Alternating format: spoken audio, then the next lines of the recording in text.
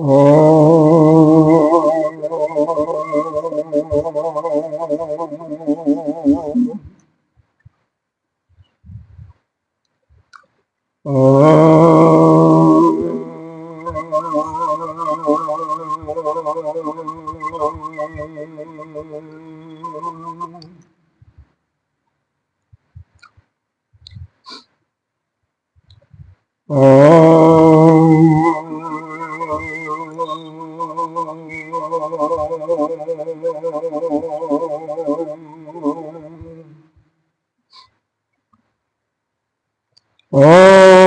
भद्रं कर्णेभिः देवा भद्रं पश्येमाक्षभिर्जत्राः स्त्रैरङ्गैस्तवान् शस्तनूभिः दशेन देवहितं यदायुः।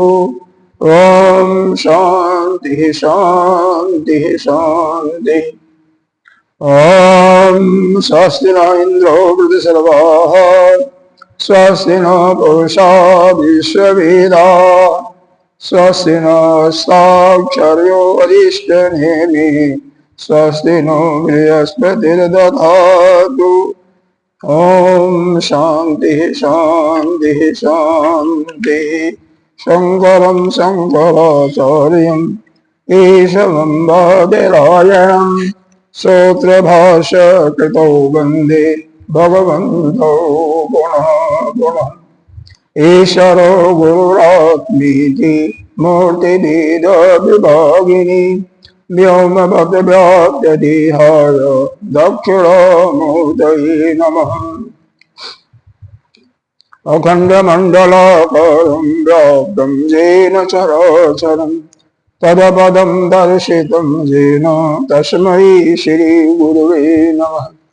अज्ञानतिमिरान्धस्य ज्ञानाञ्जनशलाकया चक्षुरुन्मीलितं येन तस्मै श्रीगुरुवे नमः। गुरुर्ब्रह्मा गुरुर्विष्णु गुरुर्देवो महेश्वरः गुरुर्साक्षात् परं ब्रह्म तस्मै श्रीगुरुवे नमः। त्वमेव माता च पिता त्वमेव बन्धो च सखा त्वमेव बीजो द्रविणं त्वमेव सर्वं मम देव।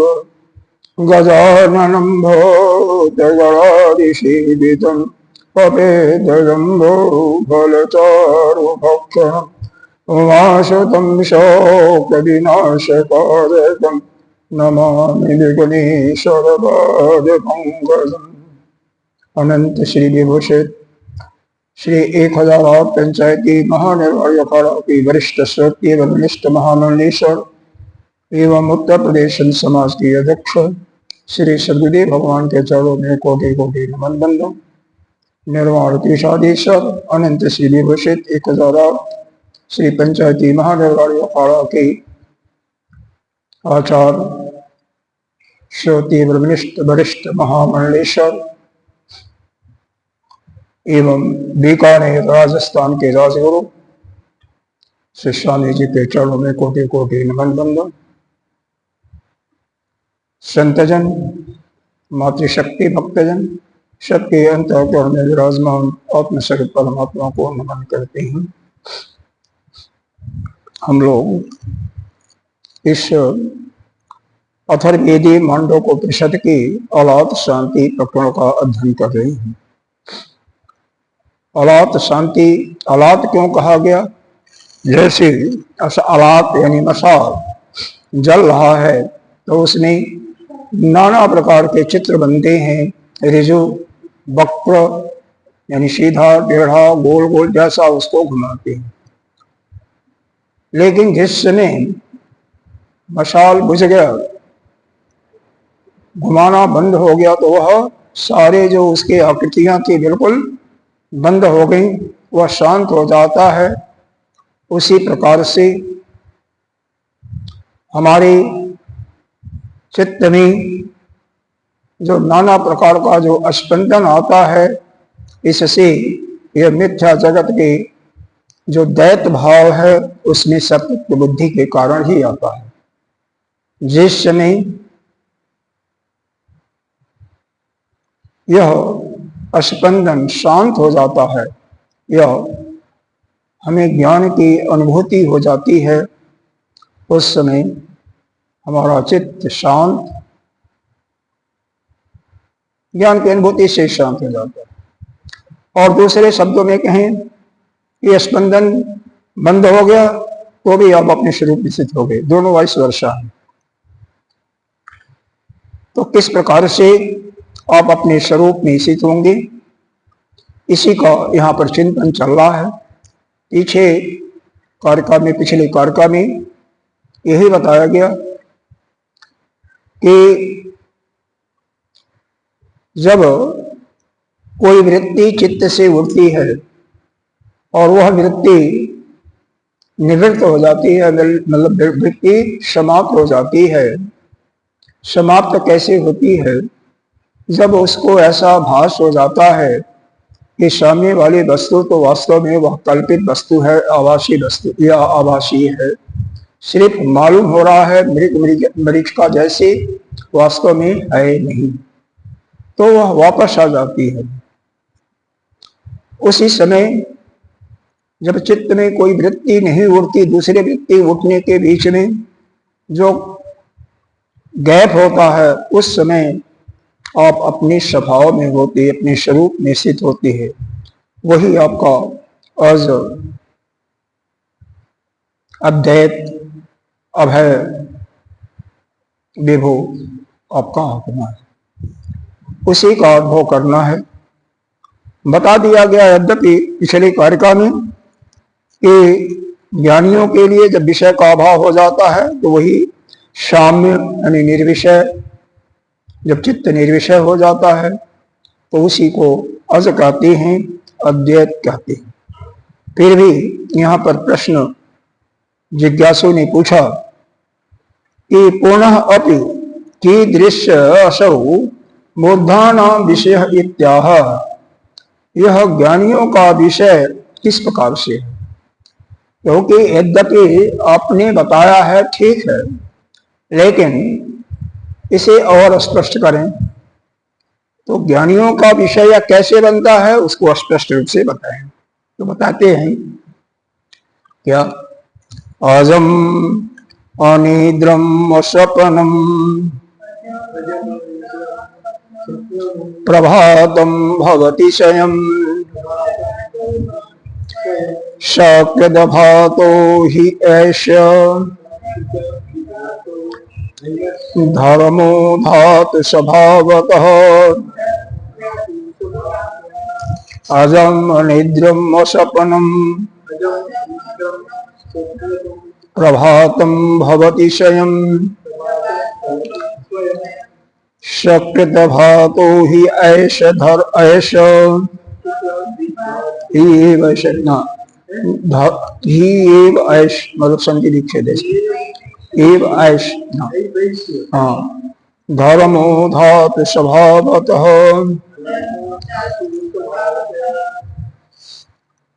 यहाँ पर धर्म का अर्थ क्या किया कि यह जो आत्मा है, पहले भी धर्म का अर्थ आत्मा लगाया था, पीछे किसी कारिका में धर्म को आत्मा लगाया था, धर्मान को विषय लगाया था, पीछे ध्यान होगा तो पिछले कारिका में से किया था। तो यहाँ भी धर्म का अर्थ क्या लगाया गया है? आत्मा से। तो कहते हैं यह कैसा है? अजम है, यानी अजन्मा है, यानी कभी इसका ना तो जन्म होता है, जो जन्मा होगा, न किसी उसका मृत्यु होगा। अनिद्रम, अनिद्रम यानी हमेशा जगता रहता है। इसका मतलब क्या हुआ? निद्रा का अर्थ यहाँ पर वास्तव में अज्ञान स्वरूप है, अविद्या स्वरूप है। तो अनिद्रम का यहाँ पर यह है कि वह ज्ञान स्वरूप है। शब्द का अर्थ थोड़ा सा अलग है। अस्वप्नम, स्वप्न का तात्पर्य है स्वप्न हो या जागृत अवस्था हो, तो बहुत त्रिअवस्थाओं का यहाँ पर खंडन किया है। दोनों अवस्थाओं में दैत का भाव होता है। दैत का भाव होता है। कैसे होता है आपने समझ लिया। कोई मिथ्या वस्तु है और उसने सत्य बुद्धि आपकी आ गई, उसने अपने आग्रह पकड़ लिया कि यह सत्य है, तब उसके अंदर क्या हो जाता है, एक झूठी भावना हो गई कि नहीं ये सत्य है। फिर सत्य है तो उसको पाना चाहिए, तो वहीं पर द्वैत का भास दिखाई देता है। जो कि जितना भी संसार में जड़ चेतन दिखाई देता है, यह हमारा चित्त उसी के तद अनुरूप हो जाता है। कब होता है, जब चित्त में यानी मन में यह पूर्ण रूप से निश्चित हो जाता है कि बाहर की वस्तु सत्य है और वो हमारे लिए बहुत प्रिय है। मिल जाए तो उसका हमें आनंद मिलेगा, तभी तो होता है। लेकिन जब उसको यह ज्ञात हो जाता है कि ये तो कुछ ही नहीं है, तो कल्पित है ही नहीं है, यह तो अभ्यास अपने अधिष्ठान पर ही अध्यस्त हो रही है, तो उस समय वह चित्त वापस आ जाता है। वापस आने का मतलब जाता कहीं नहीं, चित्त ही रह जाता है। फिर वह उसके सामने से द्वैत दृश्य लुप्त हो जाता है। तो जब द्वैत दृष्टि नहीं रहा, तो जो अंतर विषय में यानी पुनः एक बार जब उसको ज्ञान हो जाता है, तो पुनः वह बाह्य वस्तुओं में नहीं जाता, यानी फिर वह द्वैत भाव आपको दिखाई नहीं देता। और उसी समय प्रारंभ में आप ऐसा समझ सकते हैं कि दो वृत्तियों के बीच में जो गैप होता है, उस समय में यद्यपि आपका भाष नहीं होता है, अनुभव नहीं होता है, लेकिन आप उस समय अपने साक्षात उस अजर अमर अद्वैत स्वरूप में रहते हैं, और उसी का आपको अनुभव करने के लिए सारा प्रक्रिया चल रही है। तो यहाँ पर यह बताया जा रहा है कि अब देखो, सूर्य जो है, अब प्रकाश का और निद्रम और स्वप्नम का अर्थ आप समझ लीजिए। वैसे शब्द यही इस्तेमाल कीजिए, कोई दिक्कत है नहीं, लेकिन और निद्रम का मतलब यहाँ पर जहाँ पर ज्ञान ही ज्ञान हो, निद्रा अर्थात अज्ञान जो है, अविद्या जो है मिट चुकी है। स्वप्न का मतलब स्वप्न या जागृत में जो द्वैत वस्तु दिखाई देती है, द्वैत भाव होता है, वह भी मिट चुका है, और स्वप्न हो गया ना।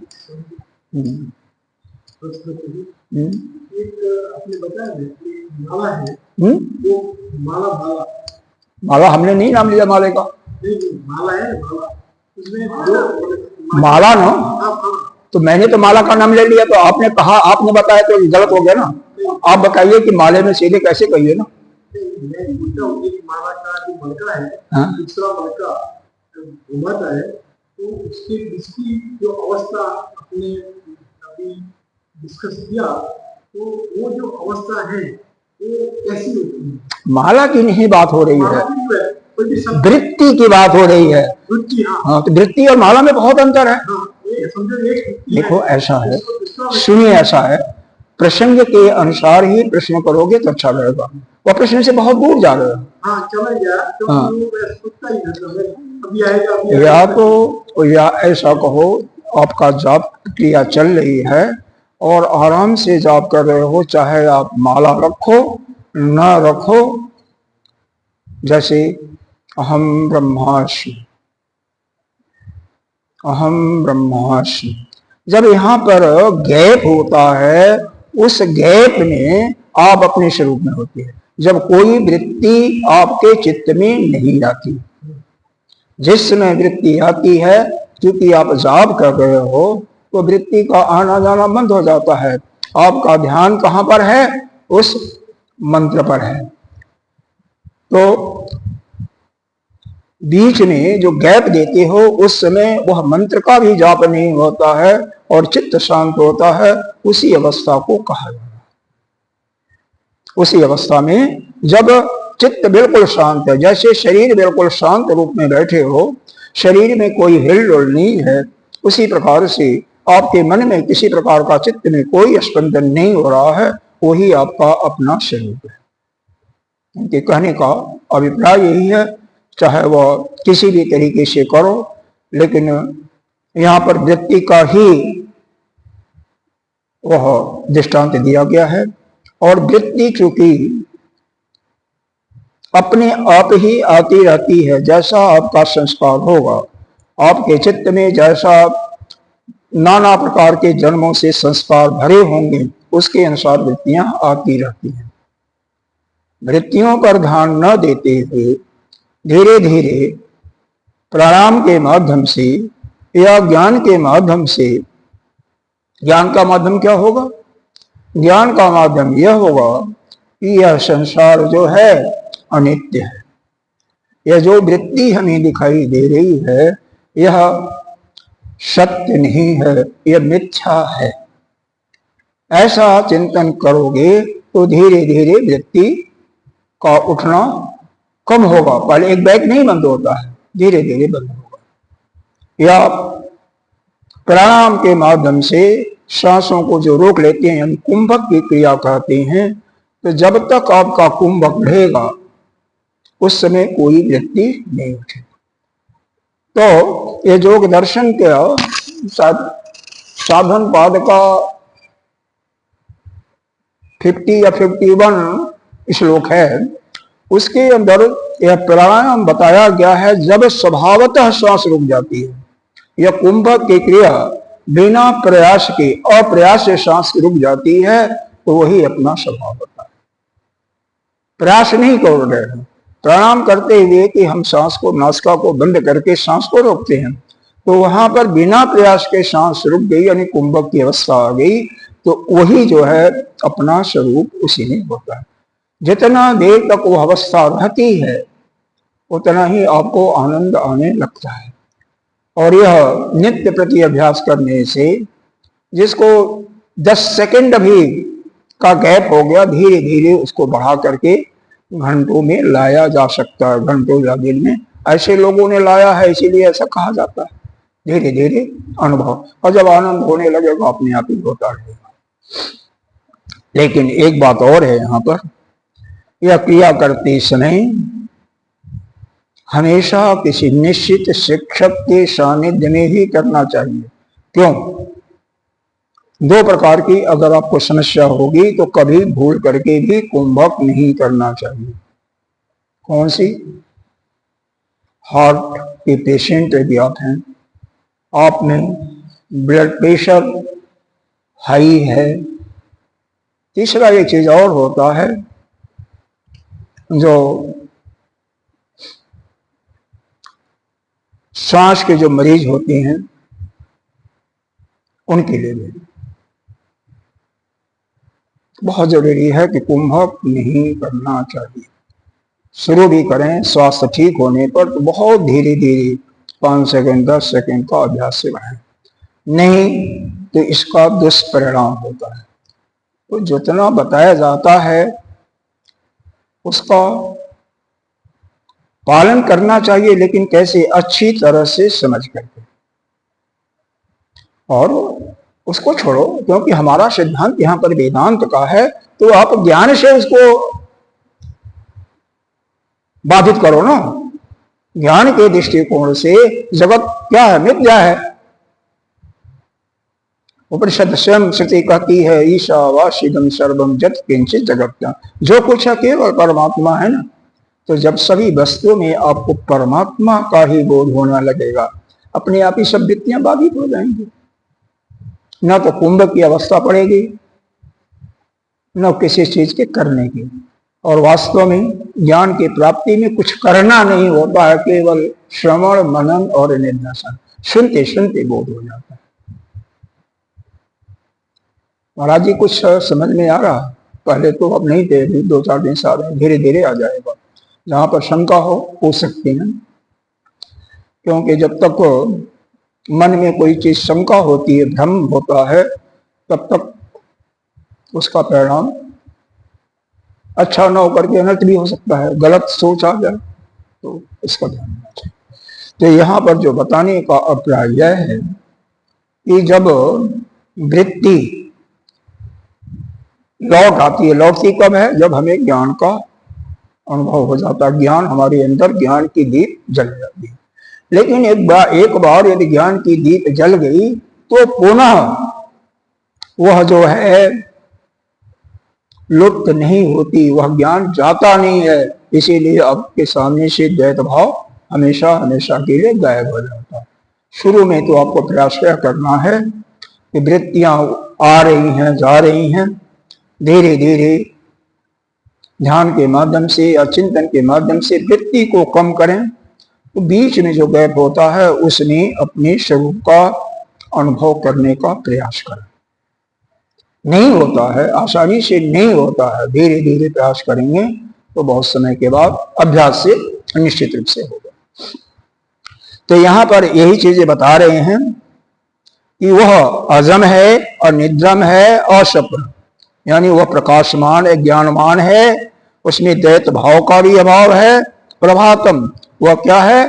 स्वयं प्रकाशित है। प्रभातम का मतलब स्वयं प्रकाशित है, स्वयं शब्द आया है, स्वयं प्रभातम भवति, स्वयं प्रकाशम भवति, स्वयं प्रकाशमान है।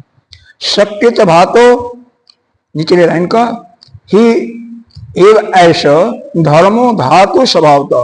धातु का मतलब यहाँ पर वस्तु से आया है, तो वह उसका जो वस्तु स्वभाव से ही, यानी वह जो आत्मा है अपना, वह स्वभाव से ही प्रकाशमान है। वहां पर किसी का अपेक्षा नहीं है। जैसे सूर्य का है, पीछे किसी कार्यक्रम में बताया गया था, सूर्य है, चंद्रमा है, अग्नि है, यह उस अपने आत्मा के प्रकाश से ही प्रकाशित है। इनके अंदर स्वतः प्रकाश नहीं है। और प्रकाश सूर्य का जो है क्या है? सूर्य का प्रकाश क्या है? यह अंधकार का विरोधी होने के कारण यह जब सूर्य उदय दिखाई देता है तो अंधकार दूर हो जाता है। वही है, प्रकाश तो सूर्य का नहीं है बल्कि उस आत्मा का ही प्रकाश है। नहीं तो केन उपनिषद का मंत्र याद रखो। हाँ, केन उपनिषद का मंत्र हमेशा 5 मंत्र वहां पर बताया गया था। येन आहु न मतो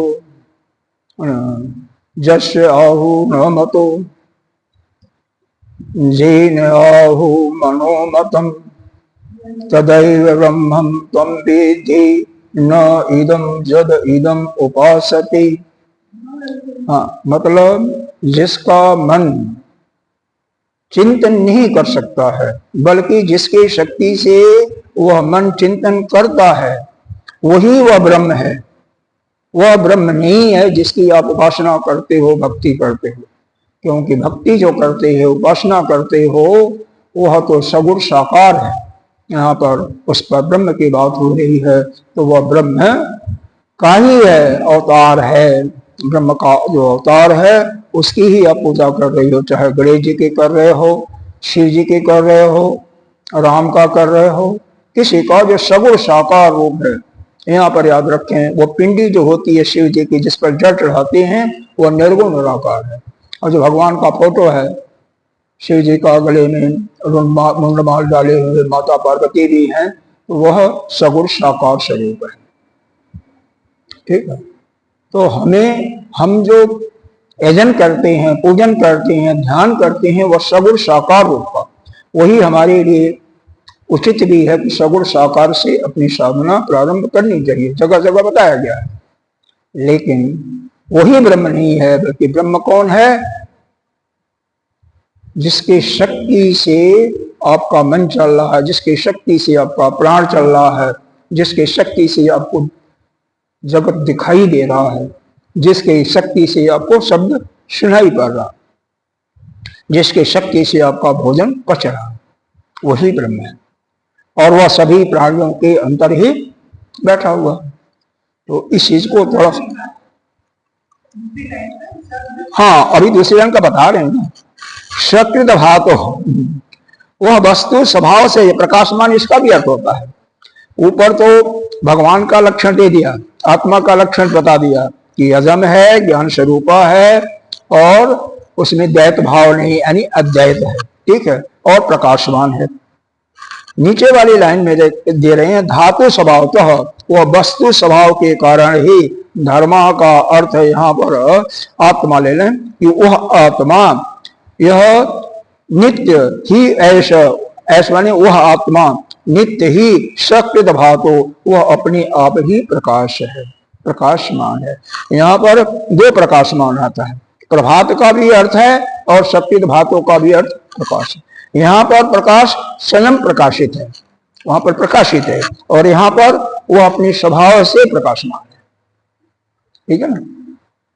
सकृत धातु ही ऐसा धर्मो धातु स्वभाव का, धातु का अर्थ यहाँ पर क्या हो गया, वस्तु यानी स्वभाव से। जैसे अग्नि का स्वभाव क्या है, उष्णता, जल का स्वभाव है शीतल, तो ऐसे ही उस अपने आत्मा का स्वभाव है प्रकाशमान, हमेशा प्रकाशमान।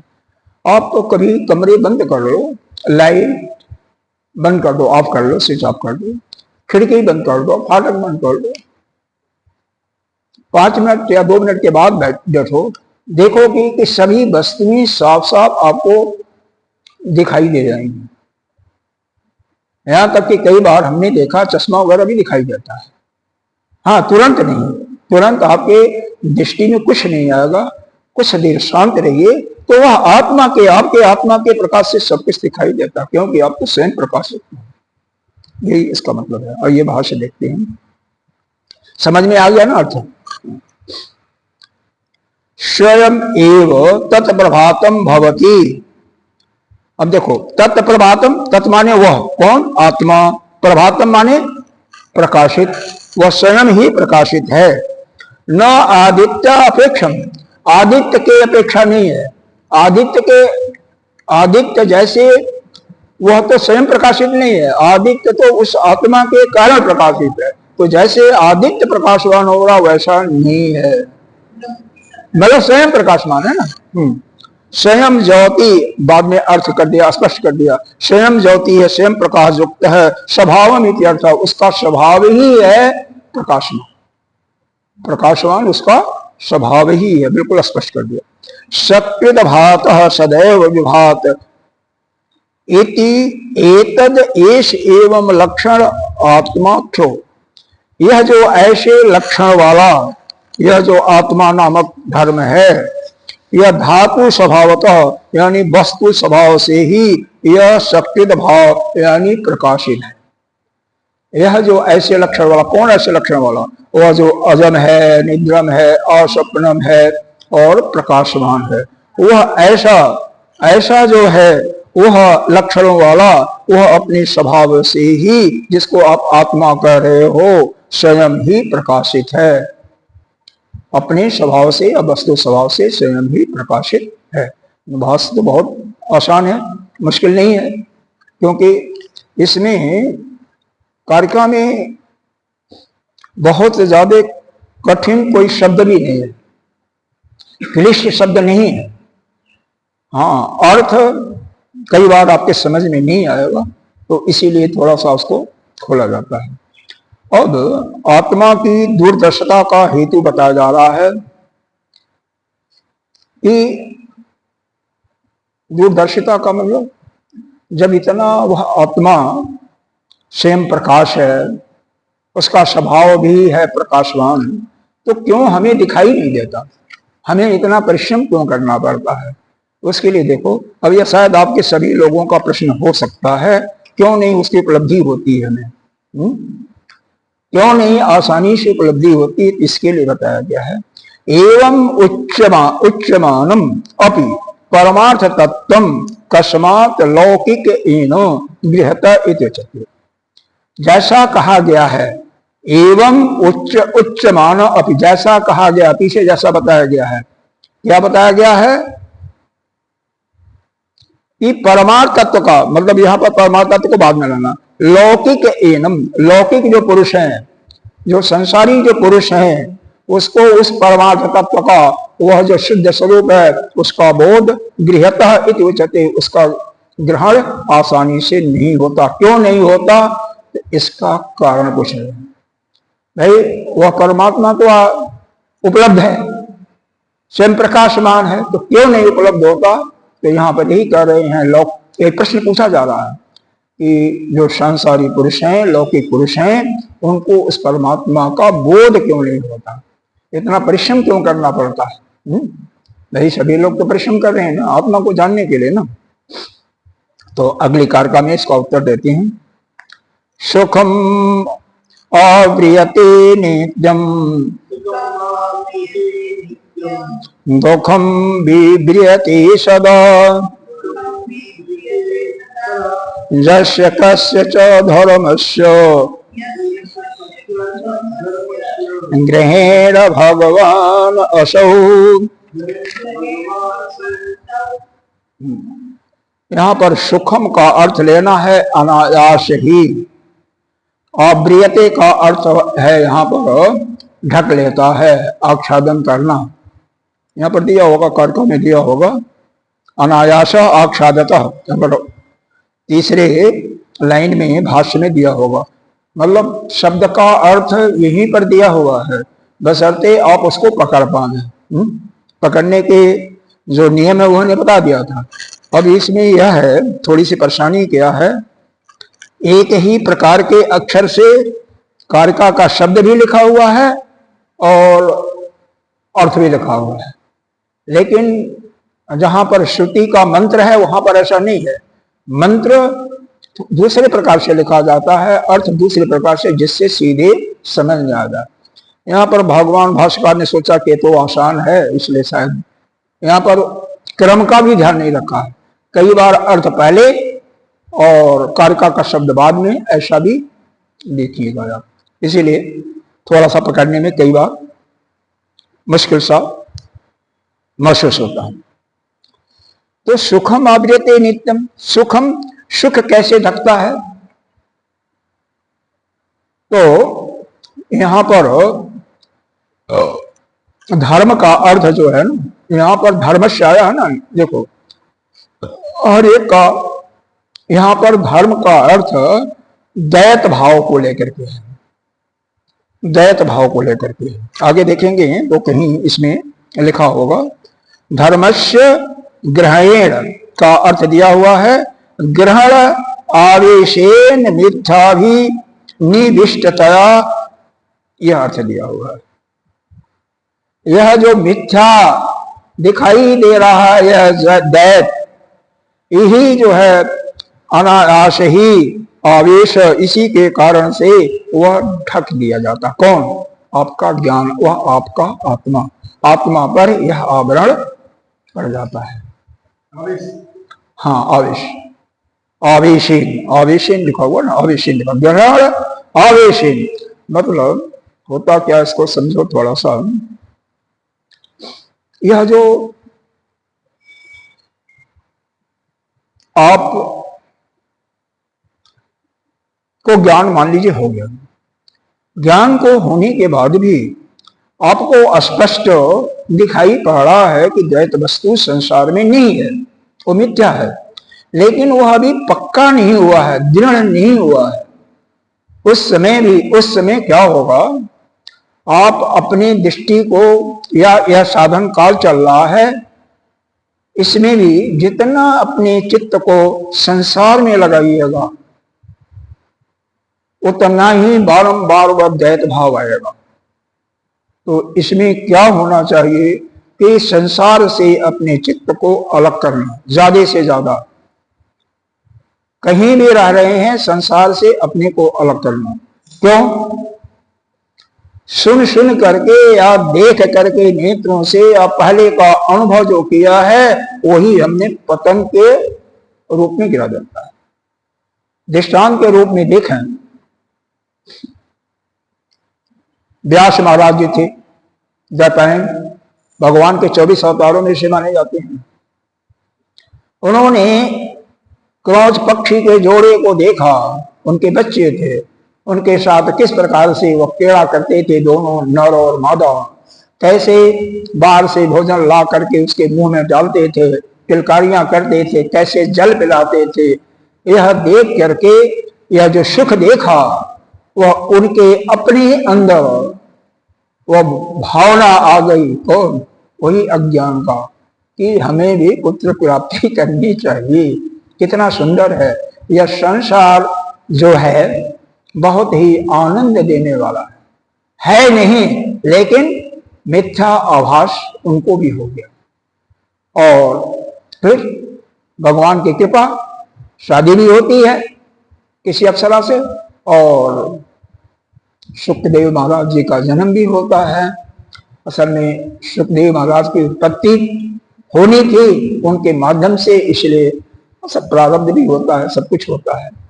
तो कहने का भाव यह है, जैसे ही आपकी दृष्टि संसार के जो लभाने लभाने लच्छेदार सुख के छल्ले दिखाई देते हैं, जैसे उसमें जाएगी, या कोई कहने वाला, कई तो कहने वाले भी इतने अच्छी तरह से कहते हैं कि उसमें मन चिपक जाता है। तो जब भी मन उधर जाएगा या देख करके, अजामिल कैसे बना? अजामिल तो बहुत बड़ा पंडित था, दुष्ट नहीं था, पहले ब्राह्मण परिवार में तो हुआ ही था, पैदा ही हुआ था, नित्य त्रिकाल संध्या करने वाला अजामिल था। वैसे थोड़ी उसकी मुक्ति हुई थी, लेकिन जब किसी वेश्या को देखा नग्न, किसी वो प्यार करते हुए, उस समय उसके अंदर वो भाव आ जाता है कि हमें भी, और बाद में सब कुछ किया, हिंसा भी,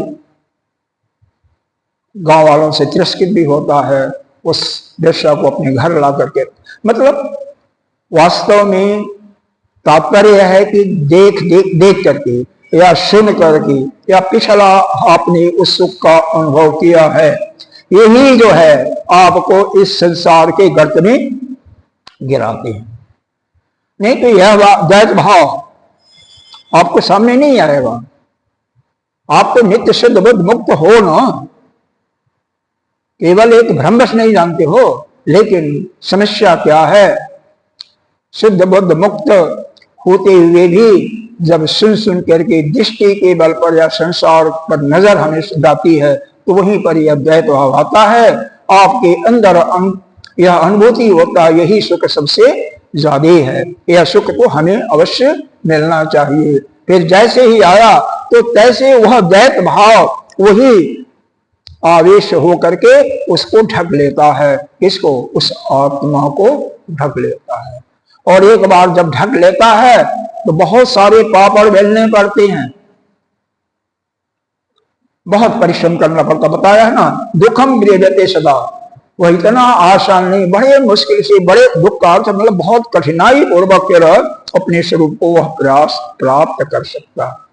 वह जो भगवान है, वह जो आत्मा रूप में परमात्मा है, जब एक बार यह धर्मैश्य ग्रहेण, धर्म का यानी यह जो मिथ्या जो दैत है, इसमें सतत बुद्धि जब ग्रहण करके वह दैत भाव में आ जाता, दैत भाव को ग्रहण कर लेता है, तो क्या होता है, उसका वह ज्ञान जो है, वह वही परमात्मा या वह आत्मा वह ढक जाता है। और ढकने के बाद कैसे ढकता है? आवेश से, आवेश ही होता है ना। फिर उसको बाद फिर अपने स्वरूप में आने के लिए बहुत बड़ी कठिनाई का सामना करना पड़ता है। इसीलिए प्रयास हमें करना चाहिए, जो साधना काल में चल रहा है। कई बार अब अनुभव भी हो जाएगा, लेकिन अनुभव होने के बाद जब तक अपरोक्ष अनुभव हुआ, अरे परोक्ष अनुभव हुआ, अपरोक्ष नहीं हुआ, तब तक आप साधना पर पूरे शक्ति से, पूरी सजगता के साथ इसको करते रहो। क्योंकि संसार में जैसे दृष्टि जाए, वह संसार विलक्षण वैसे है, परमात्मा ने बनाया ही ऐसा है। जैसे आपके मन में वह भाव आया असत्य वस्तु के अंतर्गत, मिथ्या आप माना कि यही सत्य है, उसी समय आप क्या हो जाओगे? फंस गए। और सभी लोग इसी प्रकार से फंसते हैं। कोई फंसाने वाला नहीं है, हमें आपको कोई फंसाता नहीं है। न तो वह परमात्मा फंसाता है, न तो कोई अन्य कोई फंसाता है, हम अपने आप ही फंस जाते हैं। क्यों? कारण यही है, यह संसार के अंदर इतनी सुंदर सुंदर चीजें हम लोगों के उपभोग के लिए ही बनाई गई हैं। लेकिन उपभोग के लिए बनाई गई हैं, लेकिन कैसे? उसकी सत्य बुद्धि समझो, सत्य है असत्य है, फिर उसका भोग करो या ना करो। भाई दुकान पर जाइए तो बड़े बड़े रसगुल्ले, बड़े कलाकंद, बड़े बड़े सुंदर प्रकार की अच्छे मिठाइयां दिखाई देती हैं ना, लेकिन आपको कोई रोग है तो विशेष करके शुगर वालों के लिए वर्जित है ना, यहाँ तक कि किडनी के पेशेंटों के लिए किडनी के पेशेंटों के लिए अधिक पानी पीना, नमक भी लेना, यह सब वर्जित है। नहीं लेंगे तो फिर क्या होगा, मामला उल्टा होगा ना। तो इसलिए हमें क्या आवश्यक है, क्या देखना है, क्या नहीं देखना है। तो जो साधन काल में चल रहा है कोई भी पुरुष, उसको यही चाहिए कि मैं वह जो अपना स्वरूप है, आत्मा है या परमात्मा कहिए या अपना आत्मा कहिए, उसके अतिरिक्त और कुछ न देखें। या तो उन भगवान की लीलाओं का, या जो श्रुतियों में उनके रूप का वर्णन किया गया है, जो हमारे लिए साधन के लिए बताया गया है, सिर्फ उसी पर अपनी दृष्टि को डाले रखें। जैसे ही हम थोड़ा सा ढीला कर देते हैं अपनी इंद्रियों को, इसीलिए यह भी बताया गया है कि इस ब्रह्म विद्या का अधिकारी होता है वह साधन चतुष्टय से संपन्न होना चाहिए। साधन चतुष्टय संपन्नता में विवेक भी आता है, पूरा वैराग्य भी आता है। अब जब संसार से पूरा वैराग्य आएगा, हो जाएगा, तो संसार की तरफ क्यों देखेगा। और उसके इतना ही नहीं भगवान ने शांत रखा, बल्कि समाधि खट संपत्तियों का भी वर्णन किया। समदम यानी इंद्रिय और मन को वश में रखना हर समय, क्योंकि इनको जैसे ही ढीला छोड़ोगे तुरंत कूद जाते हैं, फांद जाते हैं, और फांद करके अपने दृश्यों में जगते जाते हैं। क्यों? नेत्र का रूप क्या है? रूप है किसका है? वह अग्नि का ही है, तेज का ही रूप है। और यह अग्नि भी, यह नेत्र भी किससे बनी है? उसी तेज के सतोगुण से बनी है, इसीलिए फटाफट उसमें चली जाती है। आप इस संसार में देखिए, कुछ लोगों से आपको देखते ही उनसे प्रेम या राग हो जाता होगा, चाहे वह बालक हो, चाहे पुरुष हो, चाहे स्त्री हो। और कुछ लोगों को देखते ही आपके अंदर द्वेष हो जाता है। ऐसा अनुभव किया होगा ना? हमने तो अनुभव किया है, नहीं अनुभव किया होगा महाराज, बहुत होता है। कारण यही है, जो आपके अंदर की जो प्रकृति है वही उसके अंदर भी होगी तुरंत ही एक दूसरे का। हाँ, अरे छोड़ो इसको।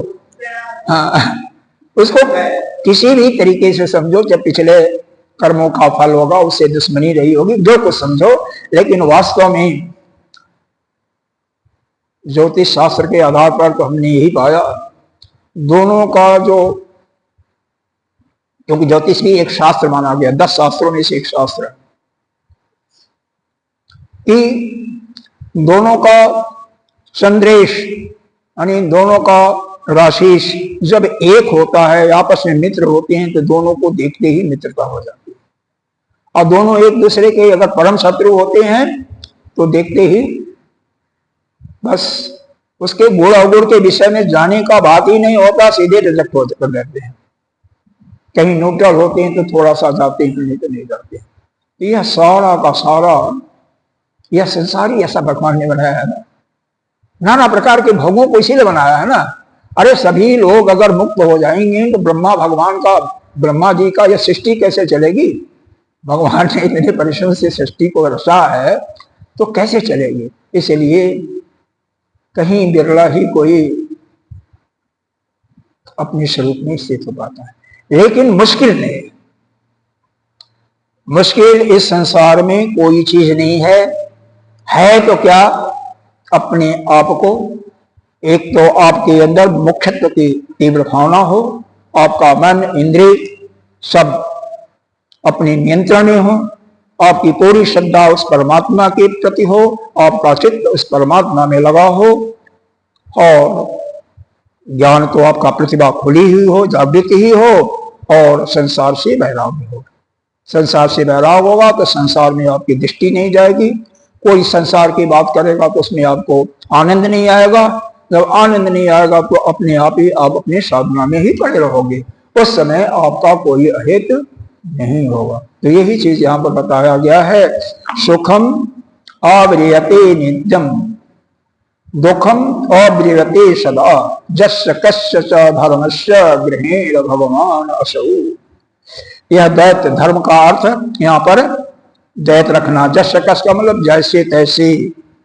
यह असौ भगवान यानी वह अपना आत्मा अनायास ही, जैसे ही दैत का भाव आता है अनायास ही वह क्या होता है, आच्छादित हो जाता है। और फिर उसके बाद आच्छादित ही रहता है। क्यों? फिर उसको वहां से उबरने में, वहां से बाहर आने में, वहां से अपने स्वरूप के आने में आपको लंबी प्रक्रिया का सहारा लेना पड़ता है। लंबी प्रक्रिया, पहले यज्ञ करो, दान तप करो, फिर आपका अंतःकरण शुद्ध होगा। अंतःकरण शुद्ध होने के लिए चित्त की एकाग्रता के लिए योगाभ्यास ध्यान करो, भगवान की उपासना करो, फिर उसके बाद गुरु के शरण में जाओ, उपनिषदों का नित्य प्रति श्रवण करो। और फिर भी सावधान रहो, इसके दृष्टि से आपका यह इंद्रिय और मन इस संसार में ना जाए। उस समय आप जो है अपने स्वरूप में आसानी से प्राप्त अपने स्वरूप, क्योंकि 7 प्रक्रिया बताई गई है जो वशिष्ठ में ना, 7 प्रकार के बताए गए हैं। क्या है? शुभेच्छा, पहला जो है अवस्था है शुभेच्छा, मतलब आपके अंदर, जिसके अंदर इच्छा आ जाती है कि हमें ज्ञान प्राप्त करनी चाहिए, इच्छा हो जाए, सुंदर इच्छा हो जाए, हमारे लिए मुक्ति, जीवन मुक्ति एक अमूल्य साधन है, यह तो भाव आ जाए। दूसरा है सुविचारणा। सुविचारणा में उस पर चिंतन करने के लिए वह गुरु के पास, संत के पास जा करके यह सत्संग सुने, स्वाध्याय करे, पुस्तकों को खरीदे। तो वह सब तो आप लोग कर ही रहे हो। तो दूसरी स्थिति में तो अपने आप ही हो। तीसरी स्थिति में जाने के लिए तन मानसा है। तन मानसा का मतलब जितनी आपके यह जो वासनाएं है ना, कामनाएं हैं, वह बिल्कुल सूक्ष्म रूप में आ जाए, उनको करना है। वह शायद अभी नहीं हुआ होगा, जब तक नहीं होगा तब तक आगे बढ़ने का नहीं होगा। यह तीनों साधन काल की अवस्थाएं हैं। चौथी फिर संसति, सत्य क्या होता है, सत्यपाती, और फिर असंसति, फिर पदार्थ भावना, और फिर तुरीय अवस्था। तो तुरीय अवस्था तो अंतिम है, तुरीय अवस्था तो कोई बात नहीं। राजा जनक जी भी सत्तापत्ति में ही थे, चौथी अवस्था में थे। शुक्राचार्य जी छठी अवस्था में गए थे, पदार्थ भावना में। छठी अवस्था के बाद नीचे आना आसानी से कोई नहीं आता, फिर भी आ जाता है। 7वीं अवस्था से कोई नीचे नहीं आता। 5वीं से वह यह धर्म का प्रचार प्रसार भी बहुत कम कर देता है। चौथी अवस्था में तो यह प्रचार प्रसार करता रहता है। खैर कोई बात नहीं। आपको मुख्य रूप से आपके लिए जो सहयोगी है, हर समय अपने ऊपर सजगता का भाव रखो, मन पर और इंद्रियों पर। कि हमारा मन संसार में, इंद्रिय कोई भी संसार में ना जाए। जो हम कहते हैं यानी बुद्धि के माध्यम से वही काम करें, इतना अपने को कंट्रोल करेंगे तो धीरे धीरे हो जाएगा। और नित्य प्रति भगवान का स्मरण, ध्यान और यह सत्संग चलता रहे। और ये इसका भाष्य देखें। रसमात अश्य कश्चित द्वय वस्तुनो। अब देखो, धर्मस्य ग्रहेण बीच में कर दिया। जसमाद मतलब क्योंकि, जस्य कस्य जैसे तैसे, यह द्वय वस्तुओं का, धर्म से का अर्थ किया पहले, इन द्वैत वस्तुओं का ग्रहण हो जाता है। कैसे होता है? मिथ्या अभिमान के कारण। तो मिथ्या अभिमान के कारण यह वस्तुओं का, द्वैत वस्तुओं का ग्रहण हो जाता है। तो सुखम अब्रियते, इसका अर्थ दिया अनायासेन आक्षतः इति अर्थ। अनायास ही वह आपका ज्ञान, वह आत्मा आच्छादित हो जाता है। यानी जैसे ही आपके चित्त में मिथ्या अभिमान हुआ, इसके दैत्य वस्तुओं को लेकर के, मिथ्या अभिमान का मतलब उनके सत्तत्व बुद्धि को, जो असत्य है उसके अंदर सत्तत्व बुद्धि आ गई। सुख की भावना ही दुख है, लेकिन दुख के अंदर आपको सुख दिखाई दिया। तैसे ही आप क्या हो जाता है, आपका वह जो आत्मा है, आपका जो ज्ञान है, प्रज्ञान है, वह आच्छादित हो जाता किससे? वही अविद्या से, वही माया से, जिससे भी कहिए उससे आच्छादित हो जाता है। दयो उपलब्धि निमित्तम, क्योंकि दैत की उपलब्धि का कारण क्या है? तत्व आवरणम, इससे होने वाला तत्व, उसका जो आवरण है, जत्न जत अंतरम अपेक्षते, वह किसी अन्य बल की, अन्य जत्न की अपेक्षा नहीं करता। मतलब वह जो दैत की उपलब्धि होता है, उससे जो आवरण होता है, किसी अन्य चीज की अपेक्षा नहीं करता है। बिना किसी का परवाह किए वह आत्मा को, यानी उस ज्ञान स्वरूप जो ब्रह्म है, उसको ढक लेता, जो आपके अंदर ही है। दुखम च विक्रियते, कैसे? प्रगति क्रियते परमार्थ ज्ञान से दुर्लभवात, वह जो परमार्थ ज्ञान है, उस ज्ञान जो दुर्लभ परमार्थ ज्ञान है, उसको प्राप्त करने के लिए फिर आपको बहुत सारा कष्ट उठाना पड़ता है। जैसा कि अभी बता दिया, 7 प्रकार के स्टेजों से जाना पड़ता है। भगवान भगवान भगवान भगवान सावात आत्मदयो देव इत्यर्थ। यहां पर इसका अर्थ कर रहे हैं कि यह जो आत्मा के अंदर है, यह द्वैत भाव जो आता है ना, यही सबका कारण होता है। द्वैत भाव नहीं आता है तो कोई बात नहीं होती है। द्वैत भाव ही इसका सारा जड़ फसाद है, क्योंकि इस द्वैत भाव से ही आपको समस्याएं उठती हैं।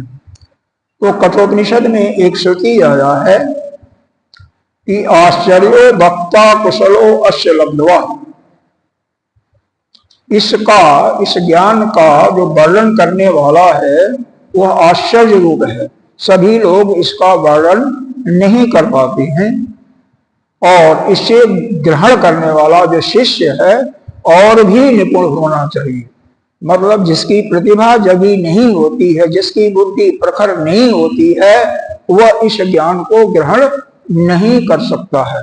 तो क्या है? ज्ञान यही है कि यहाँ पर यह जो हम नित्य शुद्ध बुद्ध मुक्त आत्मा है, हम अजम है, अद्वैत है, ज्ञानास्वरूप है, प्रकाशमान है, यह जो हम हैं, अब वही जब हम संसार में हमारा इंद्रिय चली गई, मन चला गया, तो हमें द्वैत भाव की कल्पना आ गई। द्वैत भाव से हम अपने को क्या कर लिए?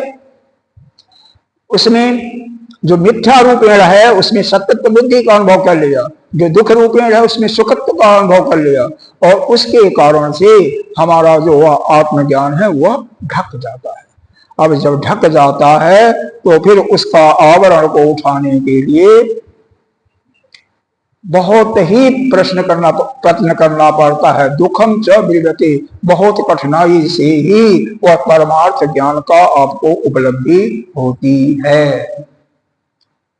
यह जो बताया गया भगवान असौ आत्मदो, इसका अर्थ यही बताया गया कि इसका यही अर्थ है कि वह अपने परमार्थ ज्ञान का पुनः प्राप्त करना। एक बार जो संसार में द्वैत भाव में आ गए तो उस ज्ञान को पुनः आना आसान नहीं होता, बल्कि बहुत मुश्किल हो जाता है। अब व्यवहारिक दृष्टि में देखो, एक बार आपने मान लीजिए कोई गलत काम किया, मान लो अनजाने में हो गया, और किसी ने पूछा कि क्या आपने यह काम किया था? आपने बोल दिया नहीं। स्वभाव तो बोलते भी हैं हमने नहीं किया था। अब उसको एक गलती को छिपाने के लिए एक बार जो झूठ बोला, आपको सैकड़ों झूठ बोलना पड़ता है, क्योंकि जो तर्क करने वाला व्यक्ति होगा ना, वह इधर उधर से आपके दोस्तों से कहीं से पता करके और फिर आपको अंत में स्वीकार ही करना पड़ेगा। इतना पापड़ बेलना पड़ता है। इसी कारण से इसका मुख्य इस जो 82वीं कारका का है कि हमें साधक को या साधक को थोड़ी सी ज्ञान की अनुभूति भी हो गई है, पक्का नहीं हुआ, परोक्ष ज्ञान नहीं हुआ, पढ़ करके ज्ञान हो गया, परोक्ष ज्ञान हो गया है, लेकिन अपरोक्ष ज्ञान नहीं हुआ है, पक्का नहीं हुआ, तो उसको यह जो मिथ्या सुख है, संसार मिथ्या रूपी द्वैत भाव है, इस पर हमें हमेशा सजग रहना चाहिए कि हमारा इंद्रिय मन इन संसार के जितने भी भोग हैं, पांचों विषय की, सब 10 स्पर्श रूप रस गंध, इन पर न जाए इसकी दृष्टि, न उन चीजों को हम किसी से सुनने का प्रयास करें। अगर कोई चर्चा हो रही हो कि अमुक चीज बहुत अच्छा है और इसमें बहुत आनंद, जैसे कोई आज का आम का सीजन है, अमुक आम बहुत अच्छा है, उसको खाना चाहिए, तो उधर हम दृष्टि ना दे करके हम वहां से साइड से अलग अपने को ऐसा करें कि हमने सुना ही नहीं।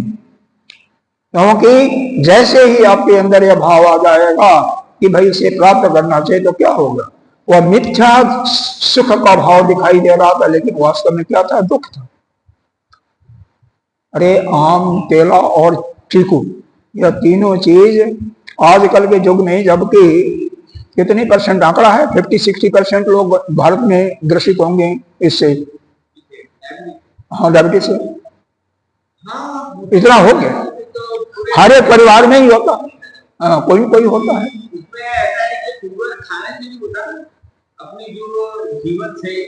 तो दोनों बातें एक दूसरे से रिलेटेड होती है ना। हाँ भाई देखो, अगर कोई मीठा खाया और उसको शुगर है या शुगर की संभावना है, तो उतना ही ज्यादा परिश्रम करना पड़ेगा ना। एक्सरसाइज करे, पैदल तेजी से चले 4 किलोमीटर 5 किलोमीटर, तो उसका निदान कर सकता है, लेकिन हर समय उसको सजग रहना चाहिए। इसीलिए संसार में जब जब आपकी दृष्टि जाएगी या कानों से संसार के शब्दों को, उस लक्ष्यदार लुभाने वाले विषयों के भोग वाले शब्द को सुनेंगे, तो वहां से जब अपने को अलग नहीं कर पाओगे, तो वह द्वैत भाव जो मिथ्या सुखत्व की अनुभूति को आप हो रही है, किसमें, दुख में, सत्य तो है कि दुखत्व है या असत्य है, अनित्य है, उसमें आपको असत्य में मिथ्या अभिमान हो गया, उस दैत्य में सत्य का, या दुख में अभिमान हो गया मिथ्या सुख का, अनित्य में मिथ्या अभिमान हो गया नित्य का।